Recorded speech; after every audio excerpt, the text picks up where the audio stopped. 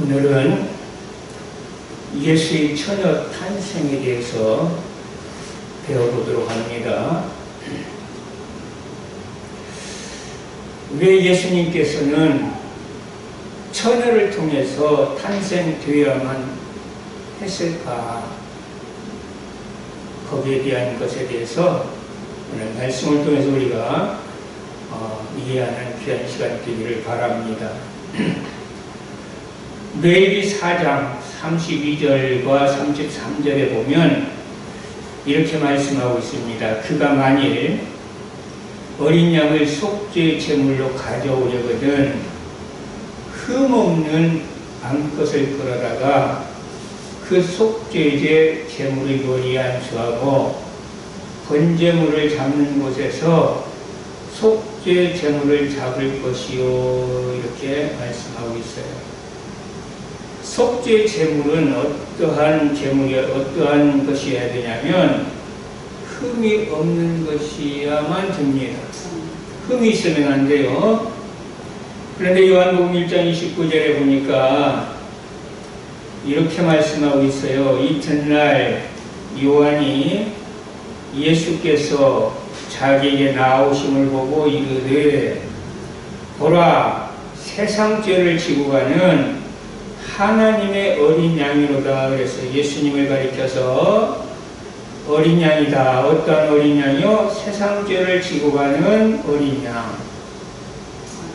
네, 이 두 말씀을 우리가 잘 생각해 보면, 자, 먼저 속죄제물은 어떠한 것이어야 된다고요? 흠이 없는 것이어야 돼요.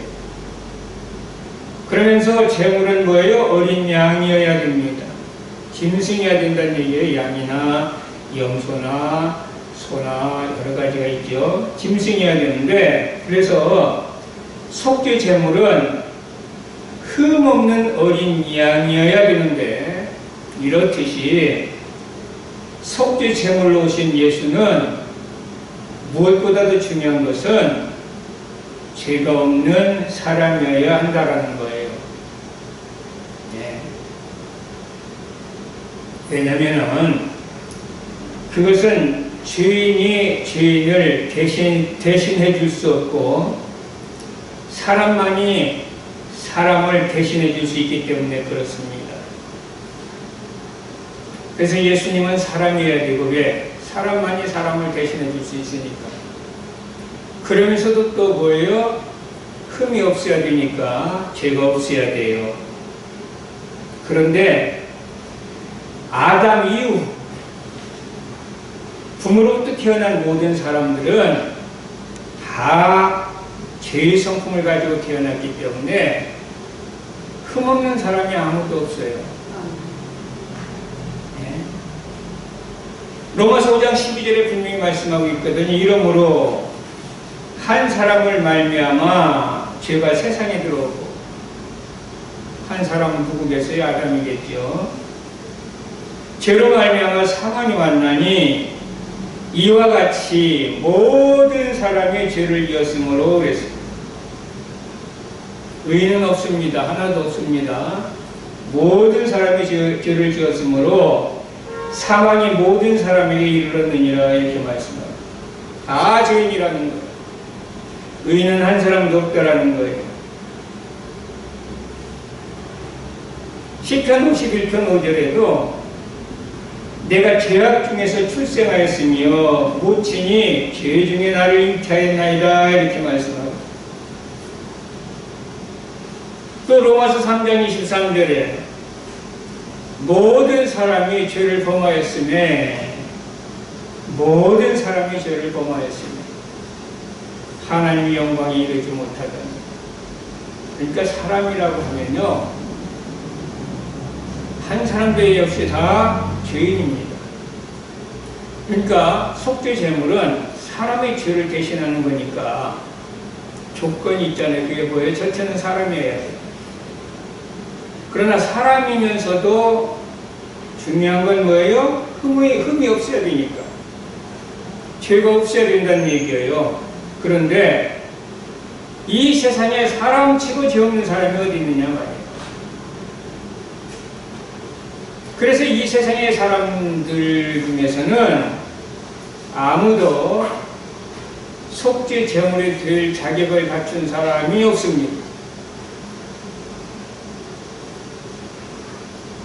그렇기 때문에 만약 예수께서도 죄의 성품을 갖고 태어났다면 그는 역시 죄인이었고 그 자신도 죄 때문에 죽어야 하고 그 어떤 한 생명도 한 영혼도 그는 구원할 수가 없습니다.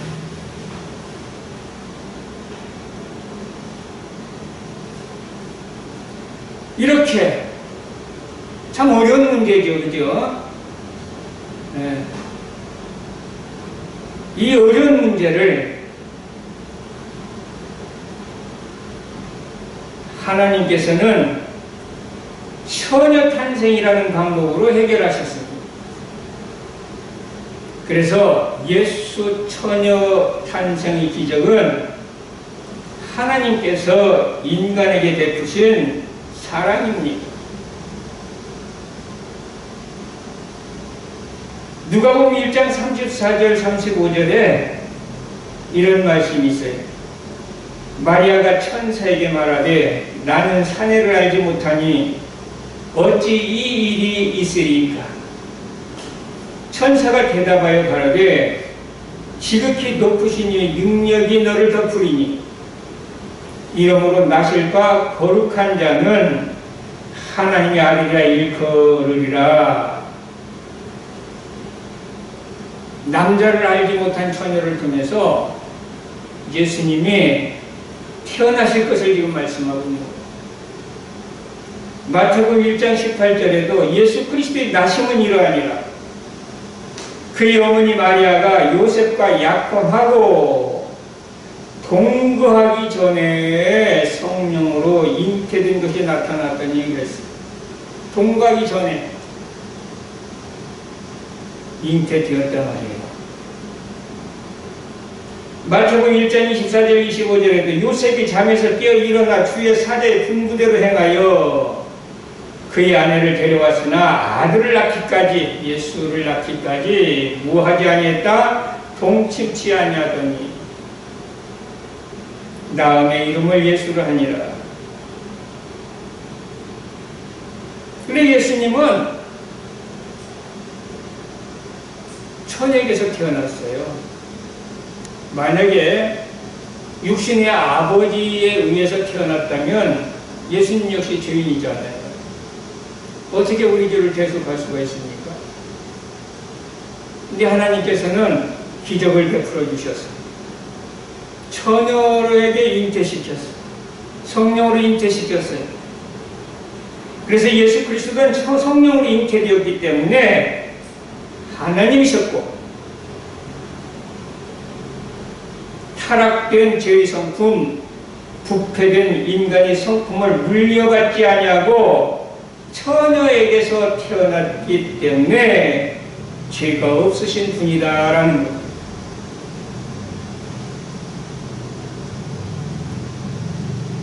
전적 타락한 인간은 그를 구속할 구주가 절대적으로 필요합니다. 그런데 이 구주는 순결해야 하고 죄가 없어야 되고 능력이 있어야 합니다. 그래서 예수께서 죄의 성품 없는 인간이 될 수 있는 유일한 방법은 처녀 잉태로만 가능했단 말이에요. 이처럼 예수님이 동정녀에게 태어나지 않았다면 아직도 우리 인간은 죄와 사망의 권세 아래 있을 것입니다. 그리고 예수님은 이 세상에 사시는 동안도 전 생애를 통해서 한 번도 죄짓지 아니하고 사신 죄 없는 분이십니다. 그래서 히브리서 7장 26절에도 말씀하고 있어요. 이러한 대제사장은 우리에게 합당하니, 지금 예수 그리스도를 지금 말하는 거예요. 우리 예수님은 한 마리의 속지 양으로도 오셨지만 대제사장으로 오셨잖아요. 이러한 대제사장은 우리에게 합당하니 거룩하고 악이 없고 더러움이 없고 죄인에게서 떠나 계시고 하늘보다 높이 되시니라, 이렇게 말씀하고 있습니다. 죄가 없으시다. 베드로전서 2장 22절에도 이렇게 말씀하고 있어요. 그는 죄를 범하지 아니하시고 그 입에 거짓도 없으시며, 죄가 없으시다. 요한일서 3장 5절에도 그가 우리 죄를 없애려고 나타나신 것을 너희가 아나니 그에게는 죄가 없느니라. 네? 고린도서 5장 21절에도 하나님이 죄를 알지도 못하신 자로 우리를 대신하여 죄를 삼으신 것은 우리로 하여금 저희 안에서 하나님의 의가 되게 하려 하시니라 그랬어요. 죄를 알지도 못하신 자.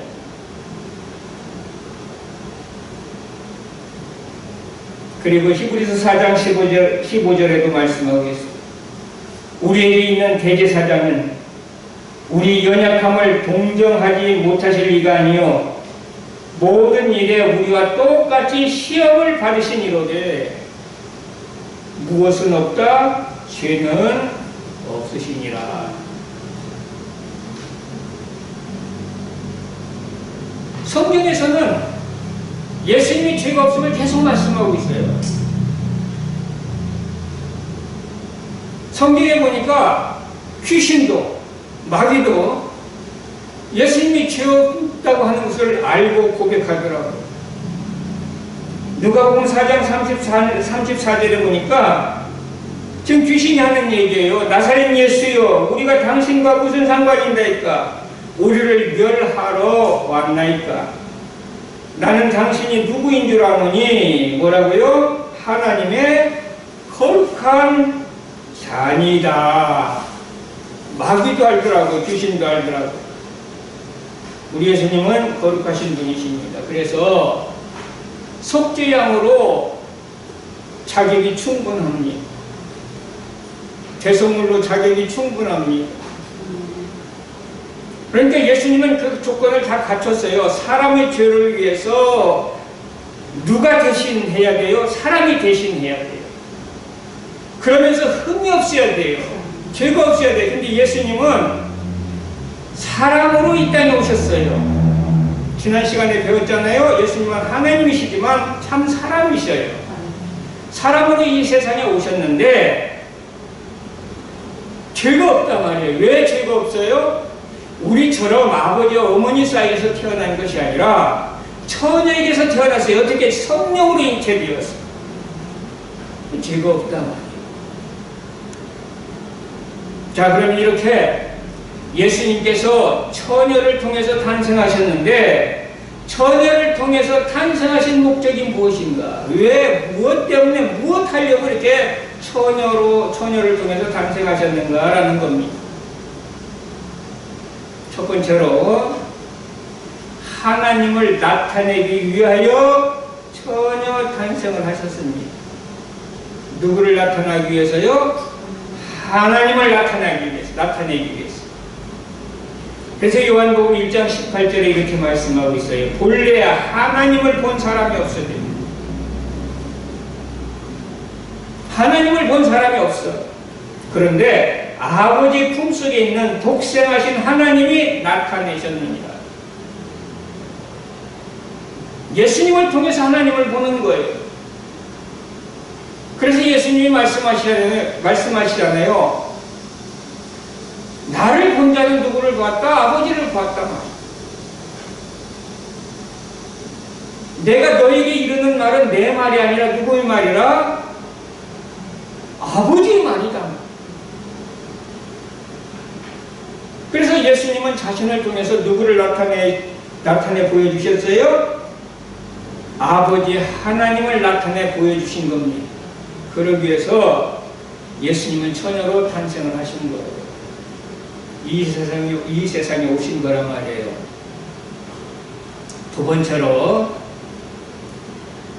예수님께서 처녀 탄생으로 이 세상에 오신 목적 중에 하나는 하나님과 인간 사이에 구원의 다리를 놓기 위해서, 다시 말해서 하나님과 인간 사이에 죄악이라는 것으로 인해서 원수가 되었잖아요. 관계가 끊어졌잖아요. 이 원수된 관계를 화목시키기 위해서, 끊어진 관계를 연결시켜 주시기 위해서 오셨다는 얘기예요. 그래서 디모데전서 2장 5절에 보면 이렇게 말씀하고 있습니다. 하나님은 한 분이시여 또 하나님과 사람 사이에 중보도, 중간에 양쪽을 연결시켜주는 역할을 하는 분도 한 분이시니 누구라? 곧 사람이신 그리스도 예수라. 그래서 예수님께서 참 인간이시면서 참 하나님이신 것이 굉장히 중요해요. 참 인간이라면 하나님 손을 잡을 수가 없어요. 왜? 이미 인간은 하나님과 원수되어 있기 때문에. 하나님도 인간의 손을 잡을 수가 없어요. 왜? 인간은 이미 죄악으로 인해서 부패하고 타락했기 때문에. 그런데 예수님께서는 어떤 분이에요? 참 하나님이시면서 참 인간이셨기 때문에 참 하나님이신 예수님이 하나님의 손을 붙잡고, 참 인간이신 예수님이 인간의 손을 붙잡고, 이해가 되십니까? 연결시켜주는 중보자가 되어주셨다는 것, 다리가 되어주셨다는 것.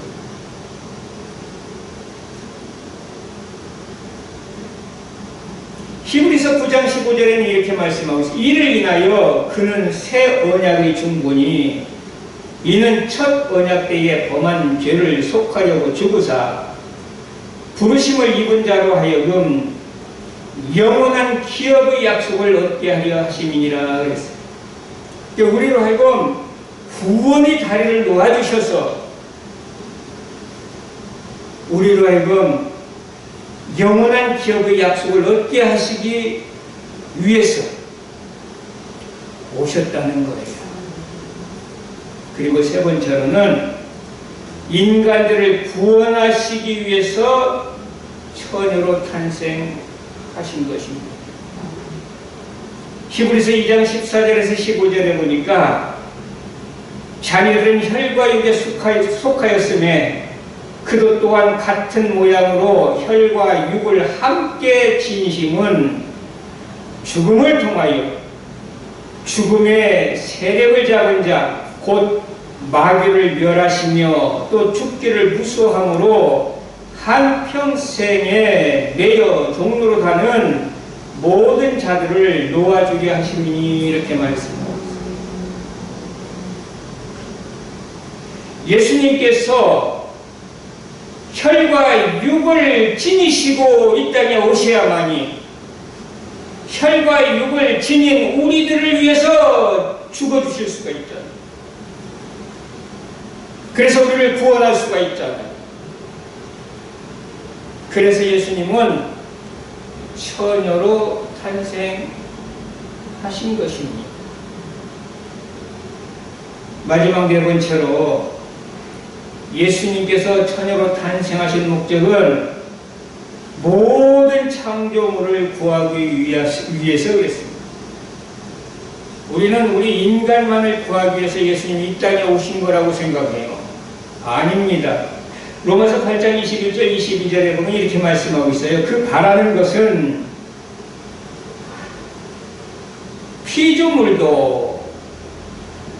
피조물이라고 하는 건 뭐예요? 우리 인간도 피조물이지만 이 세상 모든 하나님이 창조한 모든 것들이 다 피조물도 썩어짐의 종로로 단 데서 해방되어 하나님의 자녀들이 영광의 자유에 이르는 것이니라. 우리 하나님의 자녀들이 영광의 자유에 이르는 것처럼 피조물들도 다 그렇게 되기를 원하는 거예요. 그래서 피조물이 다 이제까지 함께 탄식하며 함께 고통을 겪고 있는 것을 우리가 아느니라 그랬어요. 성경에 보면은 우리 인간이 선악과를 따먹고 죄를 짐으로써 우리 인간만 저주받은 게 아니에요. 땅도 저주를 받았잖아요. 그래서 땅이 저주를 받아가지고 엉겅퀴를 내고 인간은 저주를 받아서 수고하여야 땀을 흘려야 먹고 살게 돼요. 그러니까 인간의 죄로 인해서 우리 사람만 저주받은 것이 아니라 모든 만물이 다 함께 저주받았다. 그러니 모든 만물이 뭐예요? 함께 탄식하며 함께 고통을 지금 겪고 있으니 이 만물도 빨리 이러한 가운데서 해방되기를 지금 간절히 바라고 있다는 거야. 그래서 이 모든 문제를 해결해 주시기 위해서 모든 창조물을 구하기 위해서 예수님께서는 이 땅에 오셨는데 처음에 말씀드린 것처럼 이 세상을 구하기 위해서는 흠이 없어야 되고 또 우리 사람을 구하기 위해서 우리 사람의 죄를 대속하기 위해서는 사람이어야 하기 때문에 예수님께서는 처녀를 통해서 참 인간으로 이 땅에 오심으로 그는 참 인간이면서 그러나 죄가 없으신 분이라는 거예요. 이것은 하나님 인간에게 베푸신 최고의 사랑이요 기적입니다. 그래서 저와 여러분들이 살았어요. 할렐루야. 오늘은 여기까지 합니다.